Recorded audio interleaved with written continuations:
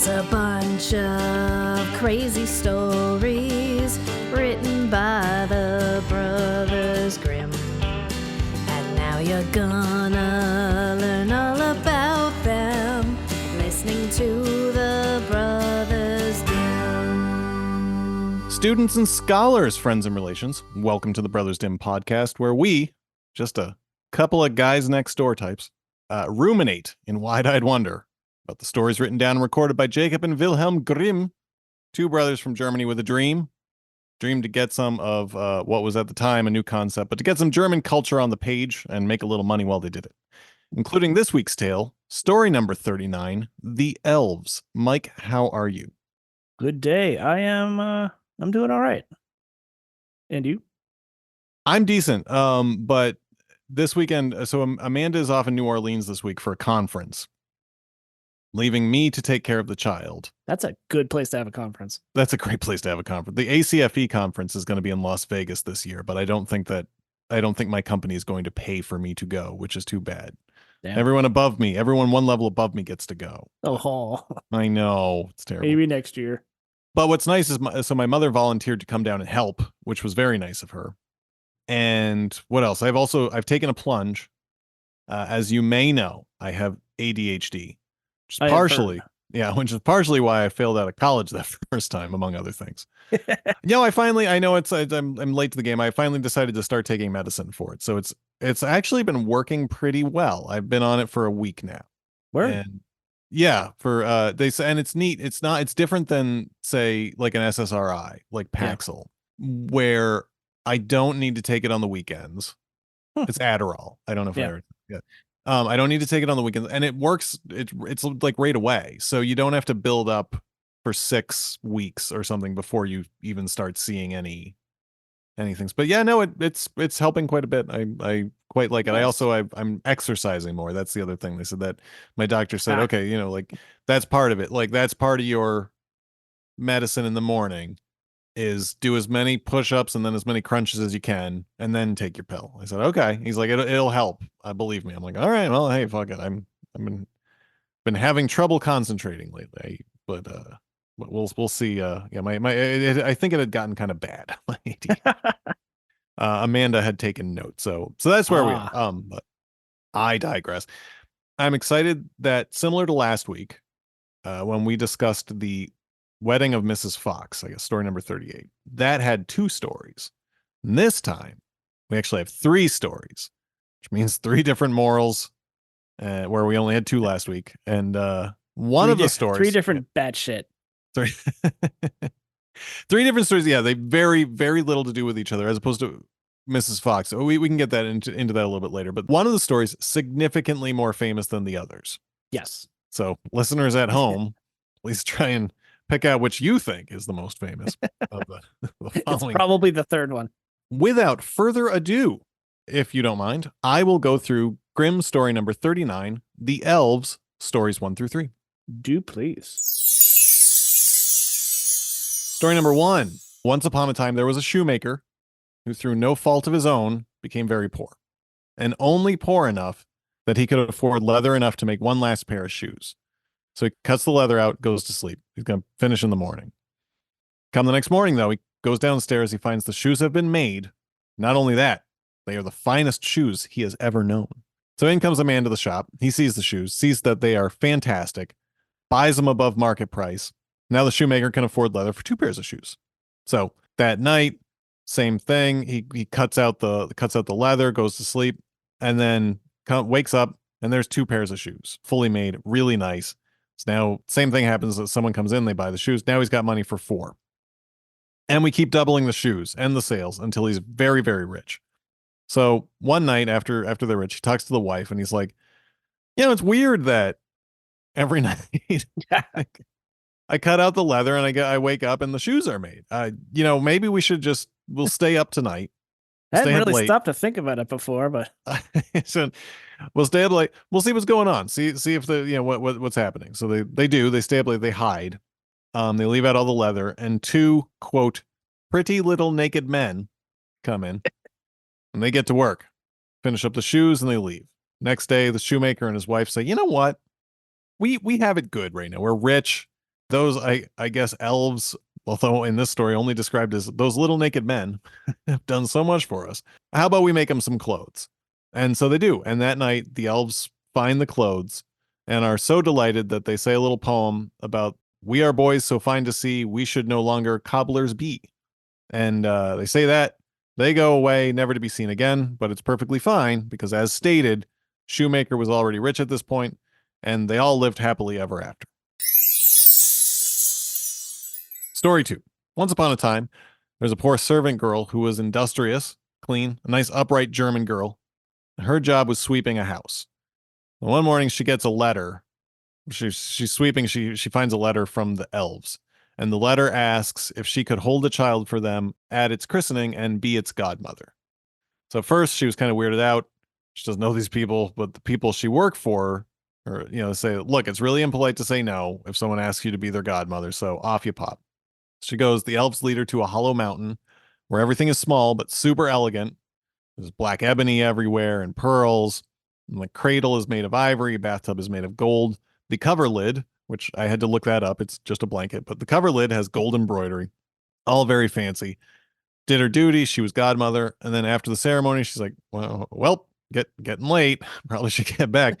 But the elves say, no, stretch. yes. No, they're like, no, stay a bit, say 3 days and party with us, and then we'll bring you home. So the girl says, well, okay, fine. So she stays and parties, and then they line her pockets with cash, bring her home. She gets home. She sees her broom. She gets the broom, starts sweeping. But as she's doing it, some people come outside.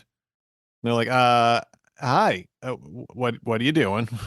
She said, I'm doing my job. I'm sweeping. Who are you?" Turns out those strangers that came out that didn't know who she was, they owned the house. And in fact, while she thought she was only gone for 3 days, she had been gone for 7 years. And in the meantime, her former masters had died at the end. Story 3, which is more of a paragraph than a story.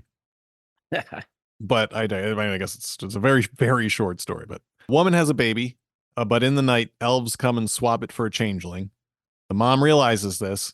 She asks her neighbor for advice, and the neighbor says, boil water in 2 eggshells, and the changeling will laugh, and that'll be that. So the mom does. Changeling laughs and notes that he's as old as the Wester Forest. The elves march in, bring back the original baby, the real baby, and they take the changeling. The end. I was this just not long enough for its own standalone number? Story 3 definitely was not. And I think they could have bumped that out a little bit. Like shit. it was a very quick story, but so yeah, a whirlwind of stories. The answer to the riddle of which was the most famous, obviously, is the shoemaker. I found something interesting. The first edition, it's this Gretchen Wild stories. She had 3 stories. Oh, is it? Yeah.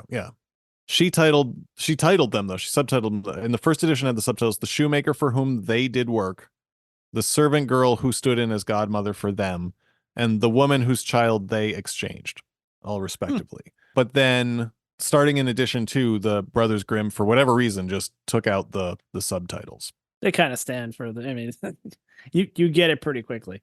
And maybe they just didn't want to. They didn't want subtitles it throughout. I'm not sure. And again, it brings up a valid point. Like, why were these 3 stories? Yeah, it's very strange. And maybe they just didn't care for the stories all that much. I mean, the one, obviously, so Elves and the Shoemaker is the one that has stood the test of time, right? Yeah. And that's the most developed. And the other's just some magical creatures kind of doing some stuff. Shenanigans. Shenanigans. Do you have any morals? Oh boy. I've got 3. I've got one for each story. I mean, in the first one, it's work industriously and you're rewarded, and just be earnest and things will come. I don't know. I'm not good with morals. We know that. I think the best I came up with is if you got a good thing going, don't question it. Just go with the flow. Maybe question it a little bit because you might accidentally have some slaves, but like don't question much, because he doesn't, and it's not that he's not industrious, but like he's not necessarily even a good person. It doesn't say that. It's just he just goes to bed and the elves do the work. The elves don't get. I guess the elves get clothes in the end. Yeah. It wasn't a situation in which like they needed. Oh, now we've got clothes, which means we're free. It's straight up just like, oh well, now we can go out. Maybe we can just we needed clothes because we were naked before. You can't go outside naked. That's crazy. um, story two's moral, I guess. Don't trust magical creatures. Although they kind of did right by her, and like it's not like her parents had died. She did a thing for the magical creatures and she got paid. So I guess if life gives you a chance for adventure and nothing's tying you down, go for it. Yeah. I mean, it's weird that she was gone for 7 years, but it's not really any loss. Magic. Yeah. Woo!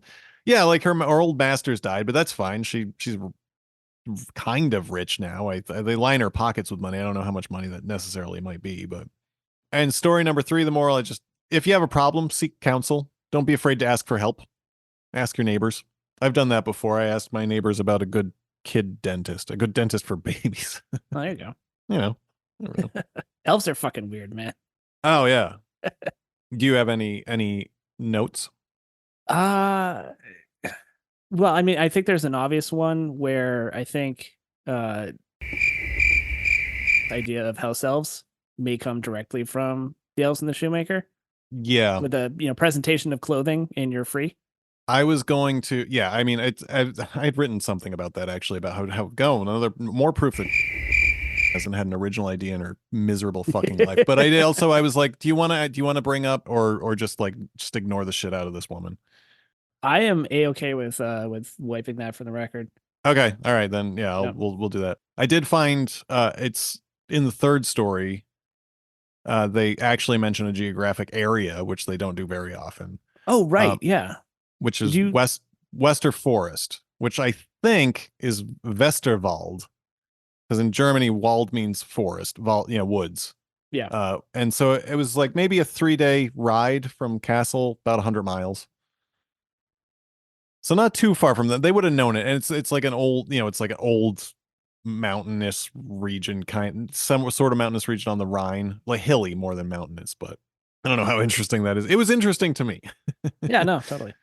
I haven't talked about Usborne books in a long time. But one Okay. of the most memorable stories I have from Usborne collections is The Elves and the Shoemaker, which is Sure. called The Elves and the Shoemaker in that one. They were definitely dressed in rags. They were not naked. And so when I got to Two Pretty Little Naked Men, I lost it. Yeah. I was in a waiting room at an appointment and I just started laughing out loud. That was the first thing. For the first one, I kind of like, it was like the thing that made me laugh first. I a little bit in my head chuckled it, not even out loud, when it was like through no fault of his own.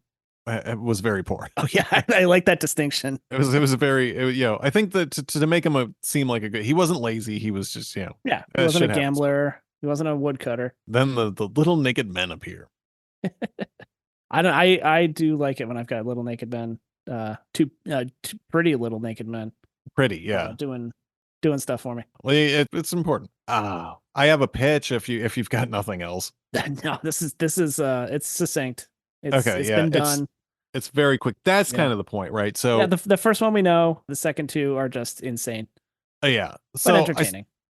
I started out thinking, okay, let's say this is just 3 stories or episodes of the elves. There's funny little creatures, only 3 apples high. They have adventures, have some human friends and some antagonists too, like the changeling, and they're small, so maybe a cat could pester them. And then I paused because I realized I was inventing the Smurfs. Ha! Who, by the way, I think we're German.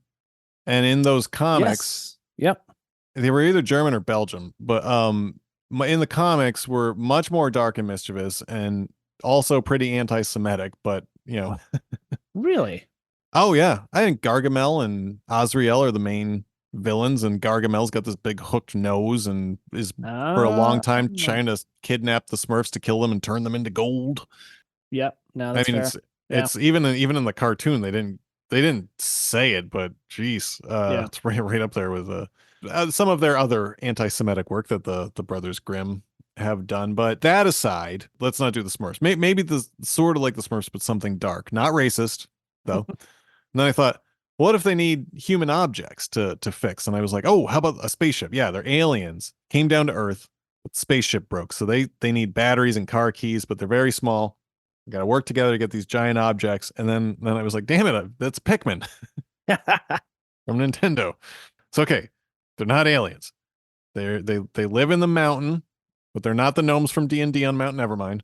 They're not the dwarves from Tolkien, but they're like the Smurfs, but not darker. And then I said, so, well, actually, how about this? How about we could skew it younger and they could teach you how a shoe is made or how candles are made. So sort of a cartoon version of how it's made, but with elves. Then I thought, I think that was the main crux of the cartoon David the Gnome from when I was a kid, but I don't. And then I said, okay, maybe I'll tweak it and mix and do all of that. And every fucking time, every corner I turn to be like, oh, well, this might be interesting. I'm like, no, that was something already. It's been done. I have Everything's invented derivative. I have invented 5 A+ ideas this evening. None of them they're all copyrighted for at least another 30 years. But Well, so I guess I am proud of you. well, thank you. Yeah. I guess they can't all be winners. And I guess this well may really be run dry for the elves, but you never know. Someone else could come along and do something, but Yeah. not I. Something you But got to know when to stop. you got to you got to know when to just give up on an idea. I think that's an important lesson in and of itself. So, okay, I do not have anything more. You don't have anything more? Nay. Well, in that case, I think we can call it. This has been Grimm story number 39, The Elves, stories 1 through 3. Sleep tight, and we will see you next time. Good evening.